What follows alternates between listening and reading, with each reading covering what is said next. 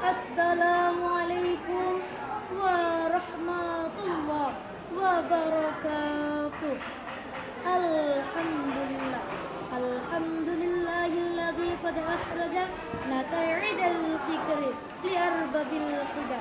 Amma ba'du. Puji syukur kita kehadirat Allah Subhanahu wa Ta'ala yang telah memberikan kita beribu-ribu nikmatnya, di antaranya nikmat iman dan nikmat Islam. Salawat serta salam marilah kita hadiahkan kepada kru baginda alam, yakni Nabi besar Muhammad sallallahu alaihi wasallam yang berlafazkan Allahumma salli ala sayyidina Muhammad wa ala ali sayyidina Muhammad. Yang terhormat Dewan Hakim yang arif lagi bijaksana, hadirin wal hadirat rahimakumullah. Dalam kesempatan kali ini saya akan membawakan sebuah pidato yang berjudul Konsep Al-Quran dalam Menyikapi Hoax. Hadirin wal hadirat rahimakumullah.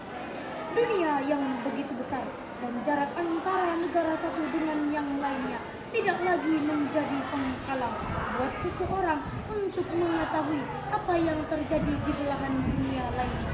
Hal ini tentu disebabkan oleh efek kecepatan menerima arus informasi dan komunikasi melalui teknologi elektronik digital atau yang biasa disebut sebagai internet.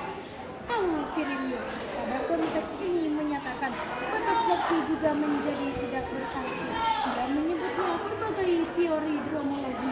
Menurutnya, teknologi telah menghancurkan batas-batas ruang dan waktu kecepatan.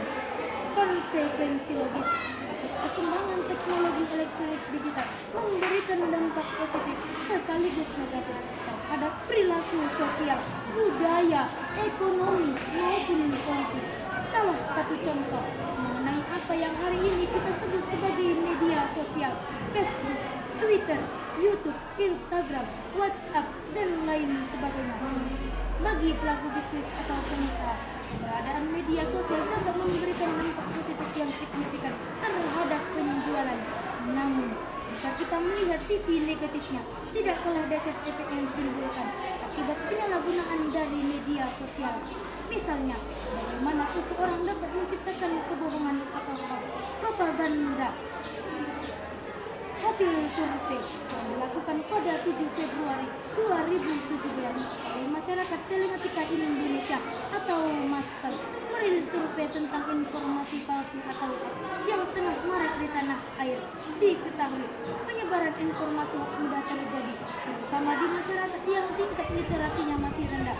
Mereka mudah menerima informasi begitu saja tanpa melakukan pengecekan, bahkan menyebarkannya tanpa mempertimbangkan tingkat akurasi informasi yang diterima.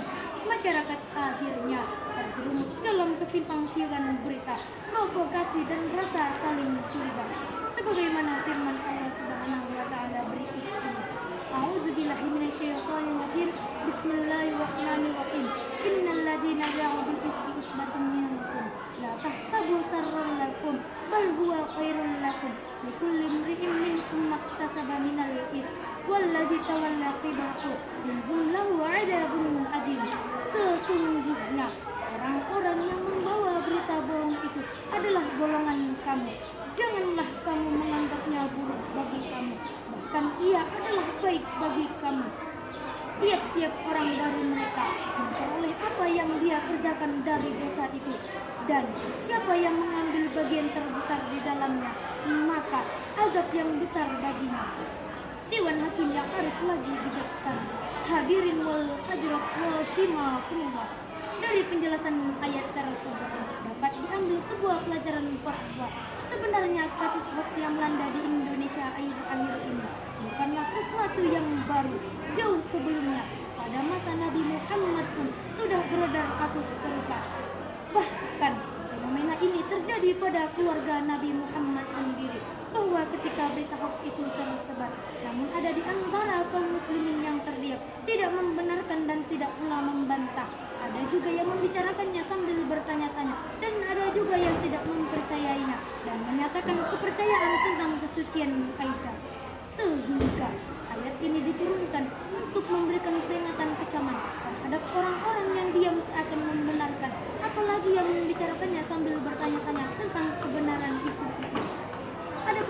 kesimpulan daripada pidato saya ini adalah penyebaran informasi di media sosial merupakan fenomena yang mengancam ukhuwah Islamiyah dalam berbangsa dan bernegara. Keberadaan konten-konten di jagat media sosial dapat memberikan dampak negatif yang signifikan, seperti membuat konten-konten provokatif, propaganda, memutarbalikkan fakta yang disebabkan oleh media sosial. Mungkin cukup sekian yang dapat saya sampaikan.